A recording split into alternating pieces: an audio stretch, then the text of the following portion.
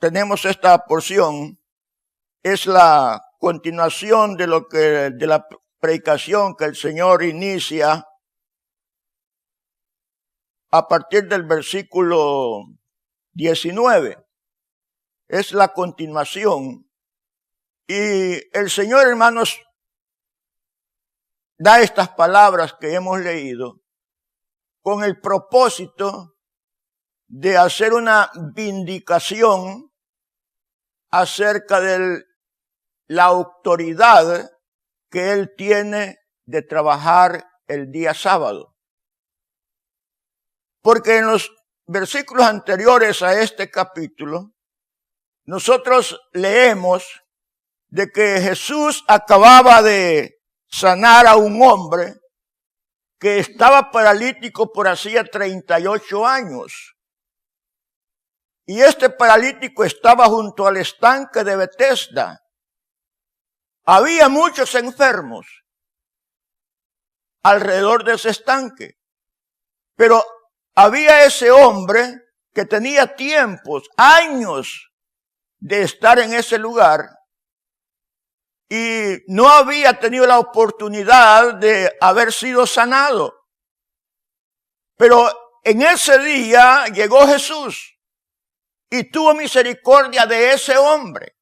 Habían muchos enfermos, pero Él tuvo misericordia solo de uno. Vio a uno, a ese lo escogió y a él lo sanó. Y le dijo, levanta tu camilla, y el hombre, hermano, se levantó y se llevó la camilla. Pero siempre alrededor de Jesús estaban aquellos que le criticaban. Estaban aquellos que querían ver en qué falta hallaban al Señor. Y allí estaban los religiosos judíos, los fariseos. Y cuando Jesús sana a aquel hombre necesitado, inmediatamente acusan a Jesús de haber quebrantado el día sábado, de haber quebrantado el día de reposo, porque según la ley judaica eso no era permitido. Entonces ahora Jesús, hermanos, quiere vindicar eso. Él quiere vindicar eso de que Él tiene la autoridad de trabajar el día sábado, el día de reposo. Porque la respuesta que le da a los fariseos o a los judíos es: mi padre trabaja hasta ahora y yo trabajo también. Esa es la respuesta y esa es la vindicación que Él quiere hacer en esta porción. Ahora en el versículo que leímos, Él dice, si yo doy testimonio acerca de mí, mi testimonio no es verdadero. Pero ¿cuál es el testimonio que Jesús está dando acerca de Él? Ese testimonio que da acerca de Él son los testimonios que acaba de decir en los versículos anteriores a la lectura que nosotros hemos tenido en esta tarde. Uno de esos testimonios es precisamente ese que acabamos de decir, que Él tiene autoridad de trabajar el día de reposo, el día sábado.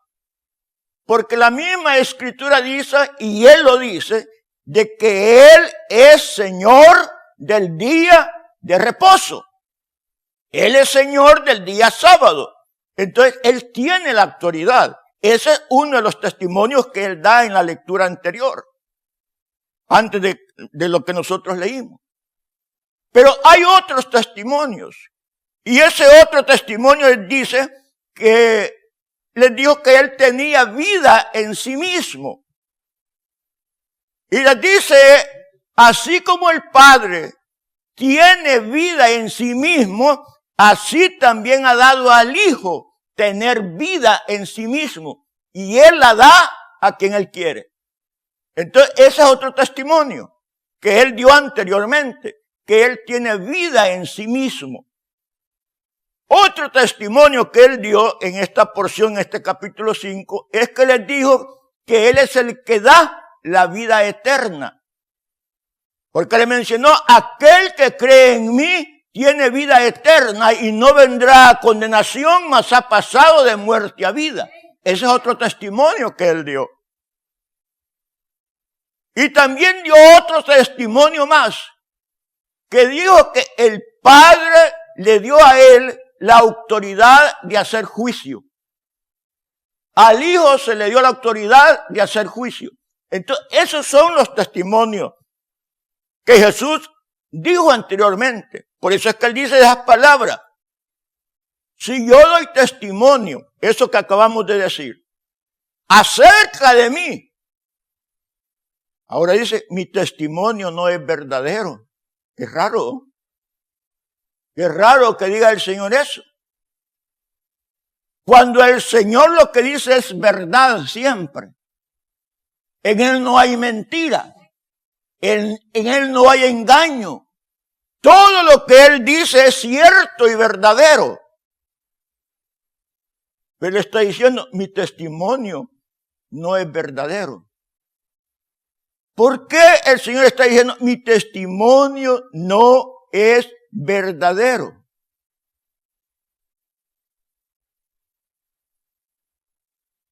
No olvidemos que a Jesús lo estaban acusando. Y siempre una persona cuando es llevado a juicio o a los tribunales acá en la tierra, cuando llegan a alguien acusándolo de algo que ha hecho, algo malo quizás, o no ha hecho nada malo, pero lo están acusando, él no puede servir de testigo a sí mismo. Porque siempre va a decir que él no ha hecho nada malo. Siempre va a decir que se han equivocado. Es como cuando usted va a un presidio a ver a los prisioneros ahí y les pregunta que por qué están ahí. Él siempre va a decir que es inocente, que él no ha hecho nada, que no ha matado a nadie, que ahí lo tienen porque se equivocaron. Entonces, el acusado, hermanos, no es un testigo legítimo. No es un testigo en el cual hay que confiar. Para eso se necesitan testigos. Y la ley de Dios en el Antiguo Testamento decía de que un solo testigo no se toma en cuenta. En Deuteronomio capítulo 19. Cuando alguien llevaba a juicio a alguien, dice la Escritura, no se tomará en cuenta a un solo testigo, sino que por 2 o 3 testigos. Eso era lo que la ley decía. Por eso es que Jesús está diciendo, mi testimonio no es verdadero. Lo más claro es, mi testimonio no es válido. Eso es lo que quiere decir. Mi testimonio no es válido, porque para que sea válido se necesitan 2 o 3 testigos según la ley. Por eso es que él dice esas palabras. Mi testimonio no es verdadero, pero lo más exacto, lo más adecuado y correcto es, mi testimonio no es válido. Porque ese es otro significado de la palabra verdadero. Porque se necesitan 2 o 3 testigos. Ahora el Señor, para que su testimonio sea verdadero, para que su testimonio sea válido o verídico, Él necesita testigos. Necesita 2 o 3. Y eso es lo que Él hace en esta porción que hemos leído. Él no presenta 3, Él presenta 4. Les voy a presentar 4 testigos que van a testificar que los testimonios que acabo de dar son ciertos y verdaderos. Y eso es lo que Él hace y presenta a los testigos. Y dice en el versículo 32, otro es el que da testimonio acerca de mí. Y sé que el testimonio que da de mí es verdadero. Otro es el que da testimonio acerca de mí, dice el Señor. Claro que cuando dice otro, y al estudiar la lectura, más abajo vamos a encontrar que ese otro es Dios. que ese otro que se está refiriendo es el Padre. Pero él no presenta solamente al Padre como testigo, sino que presenta a otros 3 testigos más, porque son 4 los que ha presentado en esta lectura. Ese otro es el Padre, pero presenta a otros 3 testigos más. Pero en esos otros 3 testigos más que él presenta, siempre Dios está presente en cada uno de ellos. Siempre Dios está detrás de cada uno de esos testigos. El primer testigo que presenta es a Juan el Bautista. Pero siempre Dios está presente o detrás de Juan el Bautista. Porque nosotros leemos en el Evangelio de San Juan, en el capítulo 1, dice la Escritura, y hubo un hombre enviado de Dios que se llamaba Juan. Entonces, ese testigo que el Señor pone, que es Juan el Bautista, Dios está también detrás de ese testigo, porque fue enviado por Dios. Ese es el primer testigo que presenta.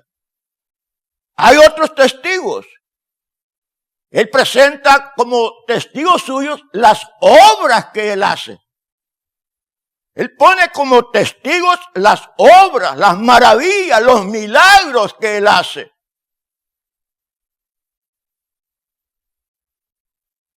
Pero detrás de esos milagros, detrás de esas obras, siempre está la mano poderosa de Dios. Porque Él en varias ocasiones da ese testimonio. Las obras que yo hago, no las hago yo, sino que las hace el Padre que me envió. Entonces, detrás de esos milagros, detrás de esas obras, siempre está Dios, está el Padre. Pero ese es el segundo testigo que presenta. El tercer testigo, o el cuarto, podríamos decir, son las Escrituras. Él presenta las Escrituras como sus testigos. Pero detrás de las Escrituras también está Dios. Porque ¿quién escribió? ¿Quién nos dio la Escritura? Pues Dios. La Biblia Dios nos la ha dado. Porque dice, toda la Escritura es inspirada por Dios. Entonces, Dios está presente en la Escritura. Dios está detrás de ese otro testigo que el Señor presenta. Esos son los testigos que Él presenta. Para que su testimonio sea verdadero. Entonces dice, otro es el que da testimonio acerca de mí, y sé que el testimonio que da de mí es verdad. Lo vamos a ver más abajo cuando habla del Padre, que es ese otro que está hablando. Pero en el primer testigo está en el versículo 33. Dice, vosotros enviasteis mensajeros a Juan, y él dio testimonio de la verdad. Y la verdad es Cristo. Porque yo soy la verdad. Entonces, Juan dio testimonio de la verdad. ¿Cuál fue el testimonio que Juan el Bautista dio de Jesús? Dice que los fariseos o los judíos enviaron mensajeros a Juan el Bautista. Y le hicieron preguntas. ¿Tú quién eres? ¿Eres tú Elías? No soy, dijo. ¿Eres tú el profeta? Tampoco, no. Entonces, ¿quién eres tú que estás ahí bautizando? Yo soy uno que clama en el desierto. Enderezad el camino del Señor. Y ahí estaba dando testimonio de Jesús. Pero no solamente eso. Más adelante dijo, he aquí el Cordero de Dios que quita el pecado del mundo. Allí estaba dando testimonio de Jesucristo. Allí estaba siendo testigo de que Jesús era el Cordero de Dios que quita el pecado del mundo. Bendito sea el nombre de Dios. Por eso el Señor pone a Juan el Bautista como su primer testigo. Porque él había dado testimonio y ese testimonio lo habían oído. Porque mucha gente llegaba donde Juan el Bautista estaba predicando. Y les dio el testimonio de que Jesús es el Cordero que quita el pecado del mundo. Y después dice, yo los bautizo en agua, pero detrás de mí viene uno que es más poderoso que yo. Él los bautizará en Espíritu Santo y fuego. Gloria a Dios, estaba dando testimonio de la verdad de Cristo Jesús. Ese era el primer testigo. Pero dice después, verso 34, pero yo no recibo testimonio de hombre alguno, mas digo esto para que vosotros seáis salvos. Juan el Bautista estaba dando testimonio de él. Pero ahora está diciendo, pero yo no recibo testimonio de hombre alguno. Mas digo esto para que vosotros seáis salvos. Y miren, hermanos, que Juan el Bautista no era cualquier hombre. Sin embargo, él dice eso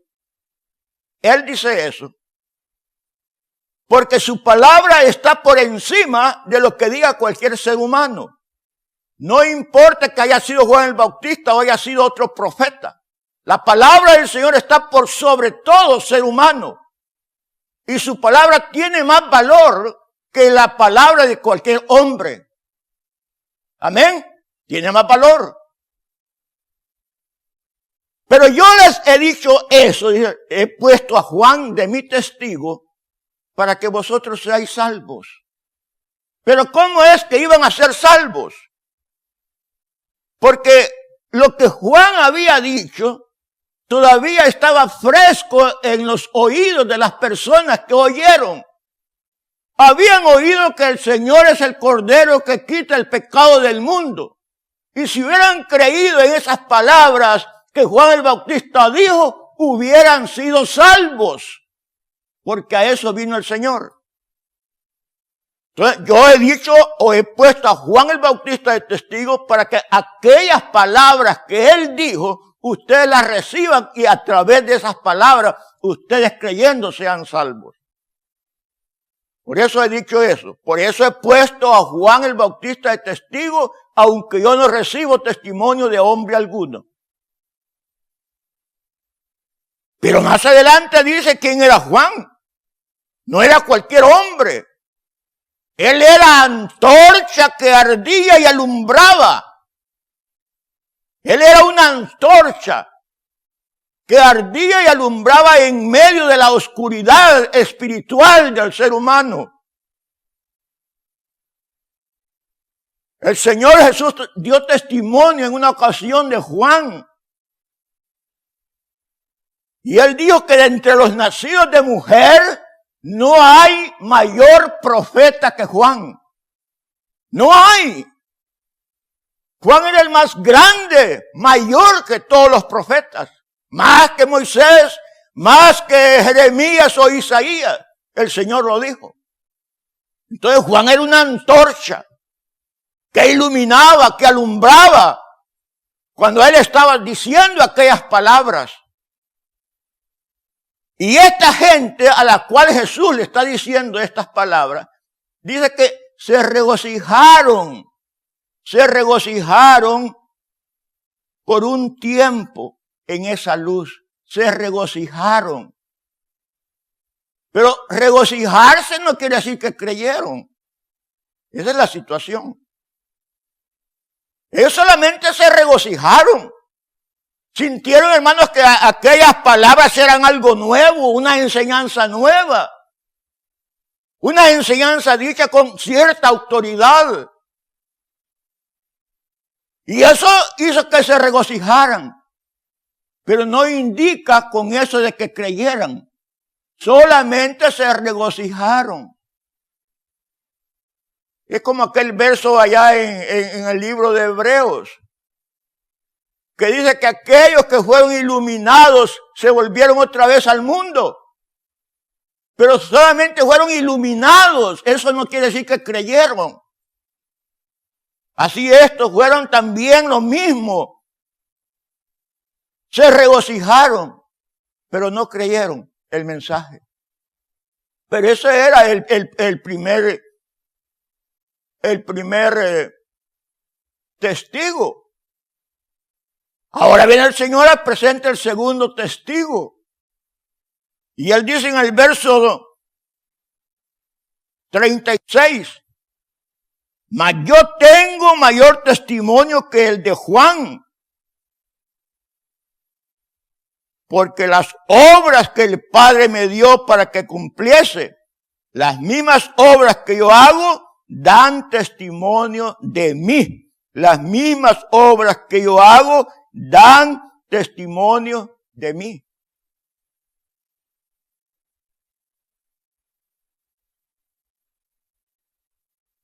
Ese es mayor testimonio que el de Juan. Ya dijimos que el testimonio de Juan fue un gran testimonio, porque no lo dio un hombre cualquiera, sino el hombre más grande que ha nacido de mujer. Pero las obras que el Señor hizo eran un testimonio mayor. Porque, hermanos, las palabras, hermanos, la gente dice, palabras son palabras. Palabras son palabras, eso puede decir la gente. Y es un dicho común. Esas son palabras. Pero las obras que el Señor hizo, levantar a un paralítico de 38 años sufriendo la enfermedad, eso era más evidente. Eso era más evidente, hermanos, que aquellos que lo conocían de repente lo vieran caminando, llevando la cama, la camilla. Eso era más poderoso que cualquier palabra. Eso nadie lo podía refutar. Nadie podía dudar de que eso era una maravilla. Por eso era un mayor testimonio. Y las obras que él hace dan testimonio de él. Y no solamente fue ese milagro, hizo muchos más. Cada una de ellas era algo maravilloso. Que estaba diciendo, sin palabras, sino con hechos, que el que había hecho esa obra era alguien que era todopoderoso, para quien nada es imposible. Para quien nada es imposible. Sin embargo, a pesar de que él hizo esas obras maravillosas, sin embargo, estos judíos no creyeron en él. No creyeron. No creyeron en aquellas obras que él hacía. Ya que por eso le estaban acusando. Precisamente por eso lo acusaban. Que había hecho eso en un día sábado. Y en varias ocasiones el Señor sanó en día sábado. No solamente esta oportunidad, porque era Señor del día sábado. Pero no creyeron a las obras. No creyeron a las obras que el Señor hizo. Pero Él las pone como testigo. Como testigo. También no le creyeron a Juan. A Juan no le creyeron a pesar, hermanos, de que lo tenían muchos como un gran hombre. Pero no le creyeron. Las obras que el Señor hace tampoco no le creyeron. Tenían el corazón endurecido. Pero ahora el Señor viene con el tercer testigo. A ver si a este le creen. Dice, versículo 37. También el Padre que me envió ha dado testimonio de mí. Nunca habéis oído su voz, ni habéis visto su aspecto, ni tenéis su palabra morando en vosotros, porque a quien él envió, vosotros no creéis. También no le creyeron a este testigo, y este testigo es Dios. Eso dice, también el Padre que me envió ha dado testimonio de mí. En este evangelio no encontramos las palabras hermosas que encontramos en los otros evangelios, que dan testimonio de Jesús. Por ejemplo, en el bautismo. En el bautismo de Jesús, cuando él va a las aguas a ser bautizado, los cielos se abrieron, el Espíritu Santo descendió en forma como de paloma, y una voz de los cielos dijo, este es mi Hijo amado, en quien tengo complacencia. Ese era el testimonio del Padre. El Padre estaba testificando de que aquel que estaba siendo sumergido en las aguas era su Hijo amado, y él estaba complacido de eso. Bendito sea el nombre de Dios. Por eso Jesús dijo, mi Padre da testimonio de mí. Y no solamente ahí, sino en aquel otro evento maravilloso que lo conocemos como la transfiguración.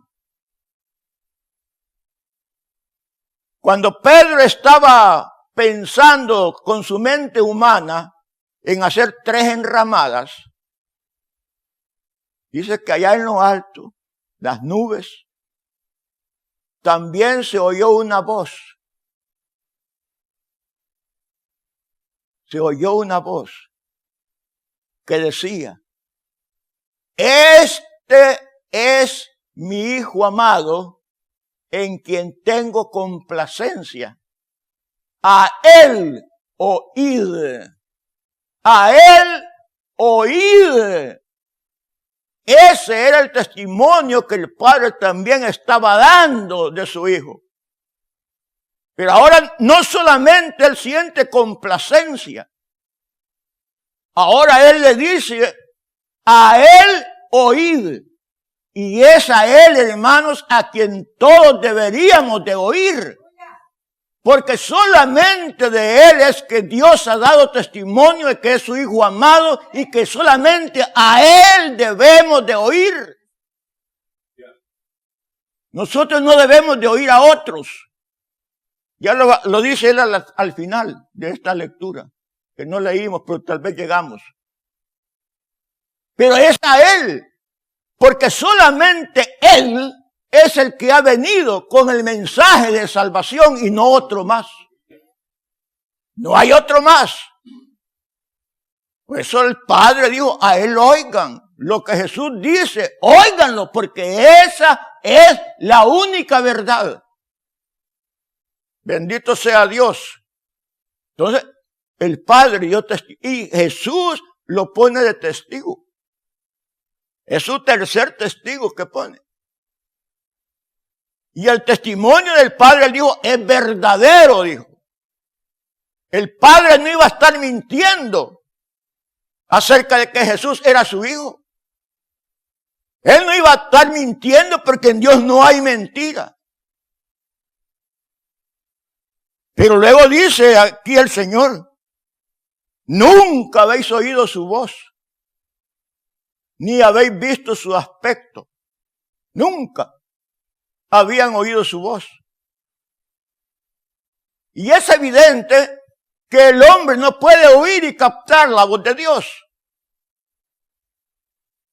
Al final de su ministerio, cuando ya Jesús estaba para ser sacrificado, él se puso a orar. Se fue a orar. Y le dijo al Padre, Padre, glorifica tu nombre. Padre, glorifica tu nombre. Y la voz del cielo, el Padre le dijo, lo he glorificado y lo glorificaré otra vez. Hubo gente que oyó eso, pero no sabían que era el Padre.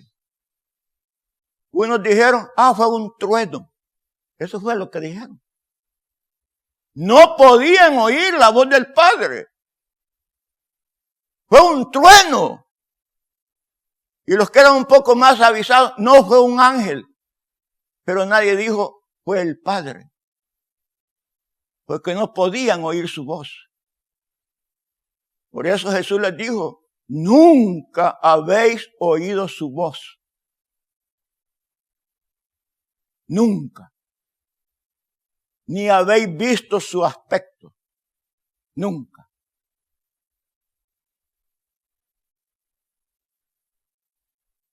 Cuando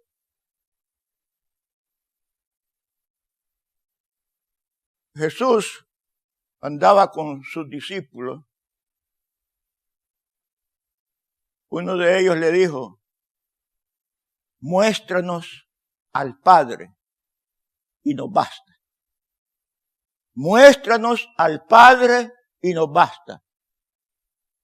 Y entonces la respuesta del Señor fue, tanto tiempo hace que he estado con vosotros y no me has conocido, Felipe. El que me ha visto a mí, ha visto al Padre. En la persona de Jesús está ese aspecto de Dios. En otras versiones de la Biblia dice figura.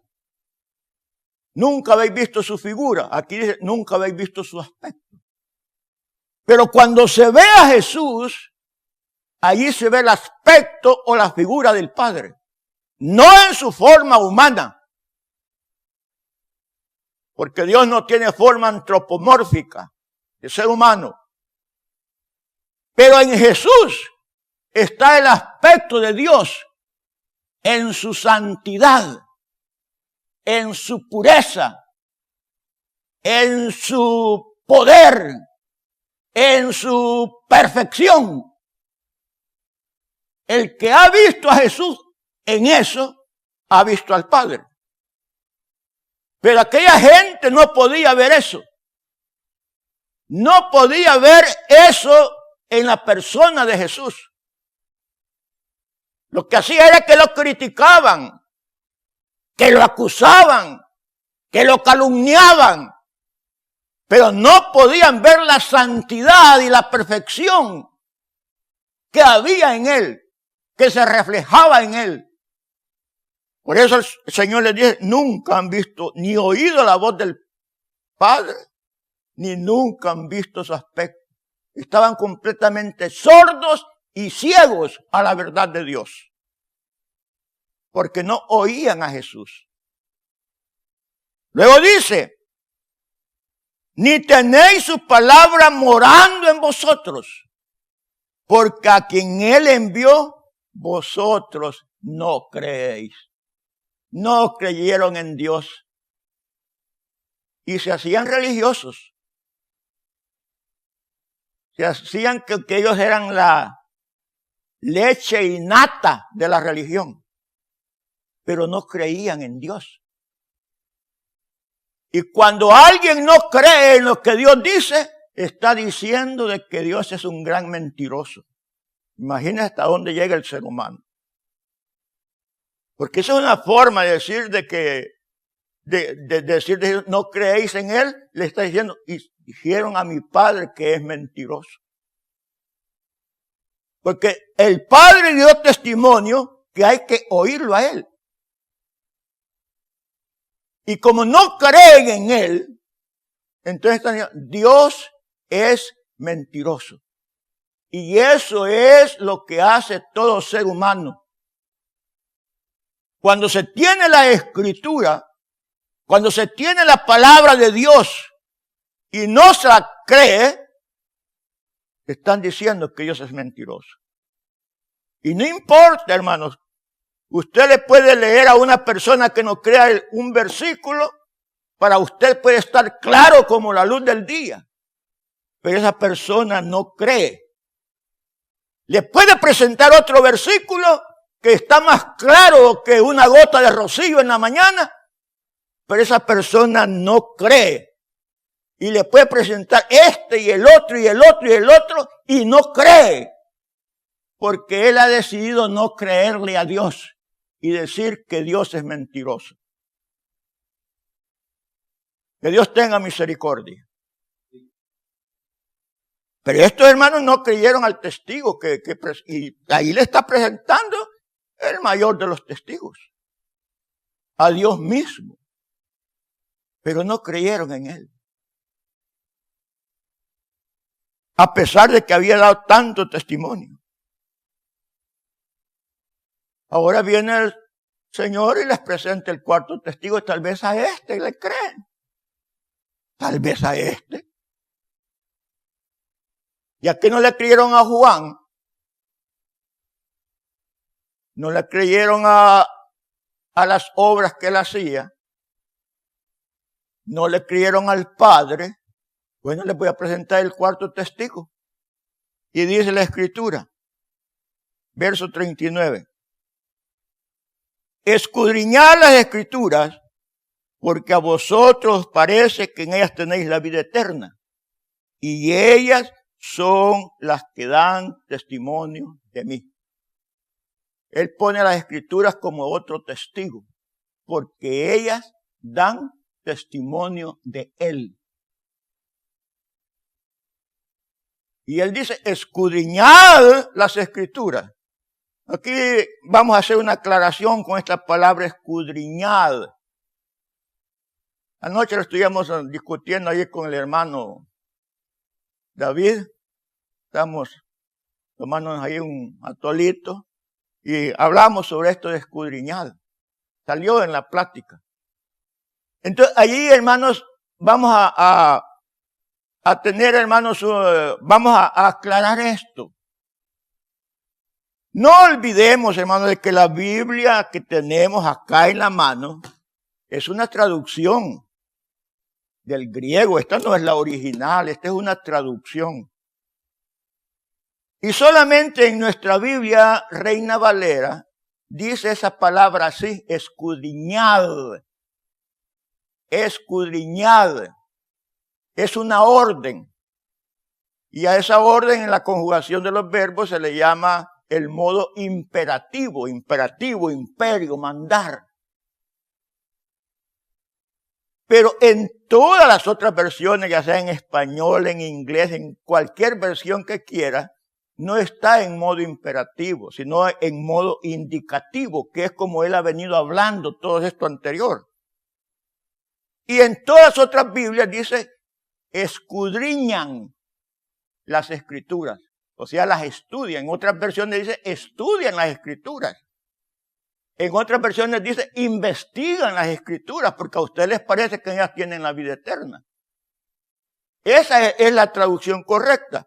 Y el error depende, hermanos, de que en el griego, ese modo indicativo y ese modo imperativo se escriben lo mismo. Lo mismo. Entonces, aquí la traducción es correcta. Porque ese verbo en griego quiere decir escudriñado. Pero los que otros escriben escudriñan es correcto también, porque así quiere decir también el verbo. Entonces, hermanos, para que la traducción sea correcta, se tiene que ver lo que está diciendo en los contextos anteriores. Que todos están en modo indicativo. Que lo están haciendo en ese momento. Entonces, ahí escudriñan las Escrituras. Porque ellos escudriñaban las Escrituras y eran maestros de la ley. No es que a partir de allí iban a empezar a escudriñarlas, ¿verdad? Sino que ellos las leían, las escudriñaban, las enseñaban. Y sabían, como los maestros rabinos les habían enseñado, que a través del estudio de la Escritura iban a hallar la vida eterna. Por eso es que el Señor les dice, ustedes escudriñan las Escrituras porque saben que allí dice que a través del estudio van a encontrar la vida eterna. Dice, escudriñan las Escrituras porque a vosotros os parece que en ellas tenéis la vida eterna. Y eso es lo que enseñaban. Por eso es que escudriñaban las Escrituras. Entonces, ahí es en tiempo modo indicativo. No olvidemos de que la gramática es importante, que hay varios modos. Está el modo indicativo, el imperativo, el subjuntivo. Todos esos son modos verbales. Es una aclaración. Es una aclaración para que ustedes tengan el mayor conocimiento. Porque a vosotros os parece que en ellas tenéis la vida eterna. Eso es lo que creían los rabinos, los maestros. La escudriñaban o investigaban, que también es lo mismo. Inquirían, buscaban. En muchas versiones se encuentran cualquiera de esas palabras, pero siempre en el modo indicativo, no dando orden, sino como algo que ya está ocurriendo en el presente. Y ellas son las que dan testimonio de mí. Eso es lo importante. Que el Señor las pone como testigo. Ellas son las que dan testimonio de mí. Todas las escrituras en el Antiguo Testamento nosotros encontramos a Jesús. Los profetas hablaron de Jesús. ¿Cuántos estudios bíblicos hemos tenido los sábados de profecías que hablan de la venida de Jesús? Hablan los profetas, hablan los salmos. Todos hablan de Jesús. Por eso es que Jesús las pone de testimonio, de testigo. Cuando ya el Señor había sido crucificado, sus discípulos estaban tristes, nos quitaron al Maestro, el que iba a traer la consolación a Israel ya no está. Estaban afligidos, llorosos. Ya Jesús no estaba con ellos. Agarraron sus caminos y estos iban para Emaús. Vámonos para Emaús. Y se fueron. Ya ustedes conocen bien la historia. Y no se la voy a relatar toda. Se puso la parte de ellos, fueron platicando, comieron. Y bueno, pero no lo conocían todavía. Hasta que el Señor se declara a ellos quién era. Pero lo que yo quiero llevarlos no es a decirles toda la historia, sino a estas palabras de Jesús que ratifican lo que acabamos de decir, que Él puso las Escrituras de testigo.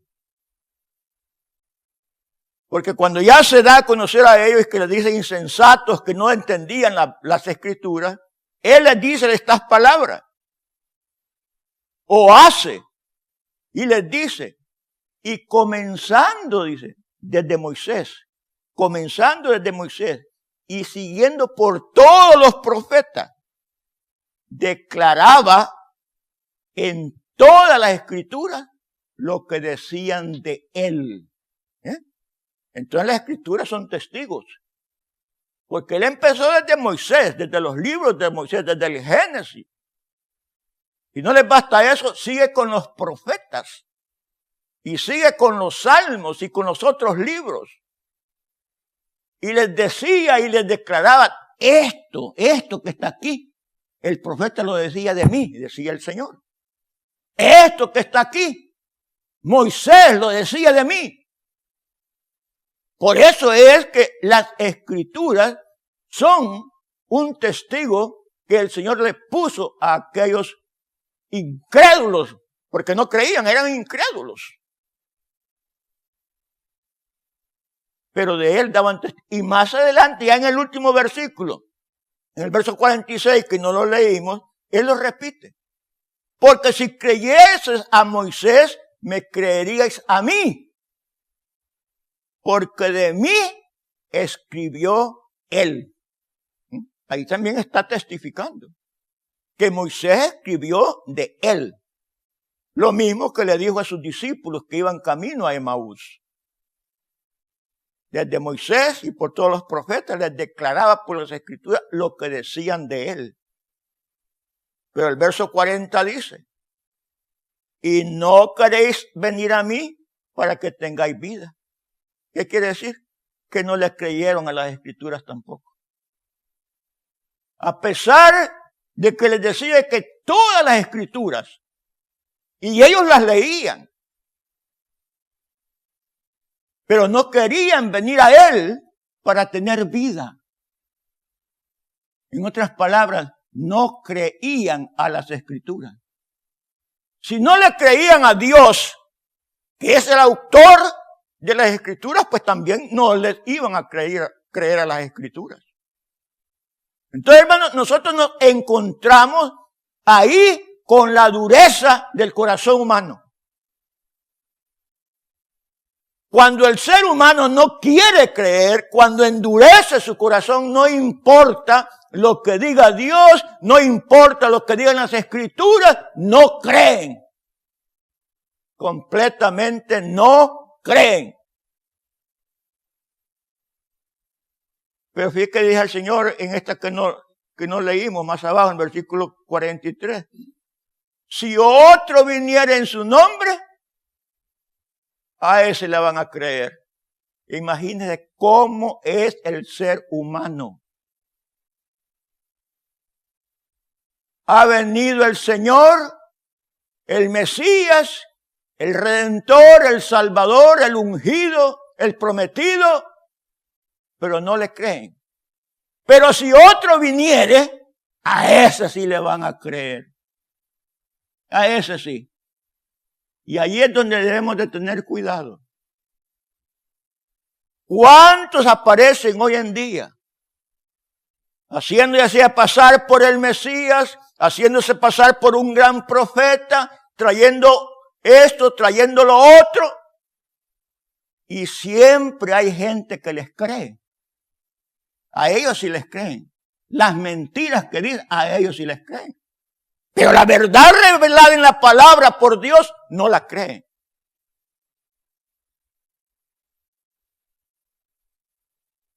¿Cuántas sectas a montones salen día tras día en este mundo? Pero siempre van a encontrar seguidores. Siempre, siempre, siempre.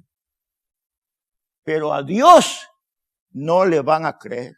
A las escrituras no les van a creer. A Jesús no le van a creer.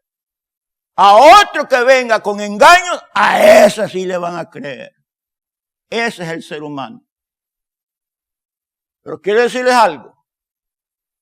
A pesar de todo eso, de esa dureza que hay en el corazón del hombre,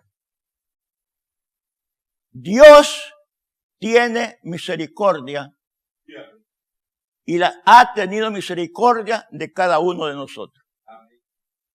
Porque estábamos con ese mismo corazón endurecido. Pero un día la gracia de Dios, el Espíritu Santo tocó nuestras vidas y quebrantó este corazón endurecido para que se lo pudiéramos entregar al Señor y ahora vivir para Él por su gracia y misericordia. Si no hubiera sido por el Señor, es imposible que el ser humano crea. Es imposible. Es Dios quien tiene que tocar el corazón. Y Dios tuvo misericordia de usted, de usted, de usted y de usted. Y por eso es que a Él debemos de alabarlo y darle la honra y la gloria todos los días de nuestra vida. Él es el único.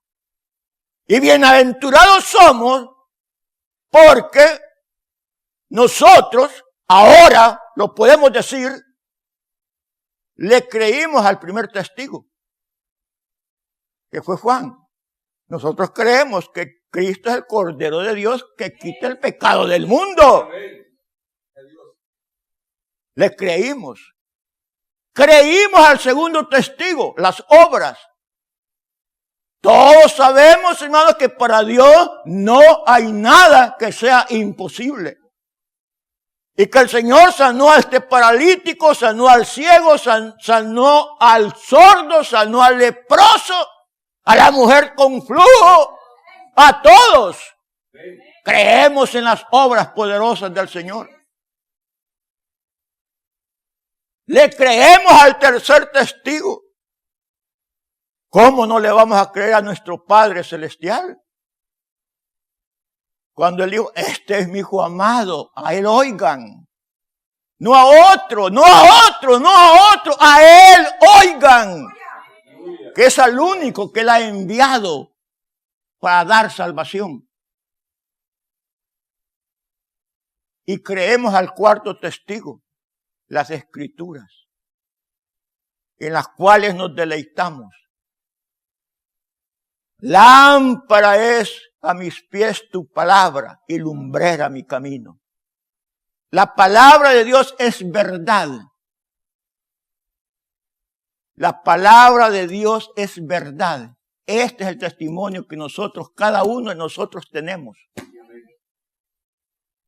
Entonces, hermanos, Dios presenta a sus testigos, el incrédulo no los cree. Pero bendito sea el Señor, que Él un día habló a su corazón y habló a mi corazón. Y ahora nos gozamos por la gracia y misericordia de Dios. Amén, hermano. Dios les bendiga, hermano. Quiera Dios, hermanos, que sigamos siempre adelante. Sigamos siempre adelante. Bendito sea el nombre de Dios.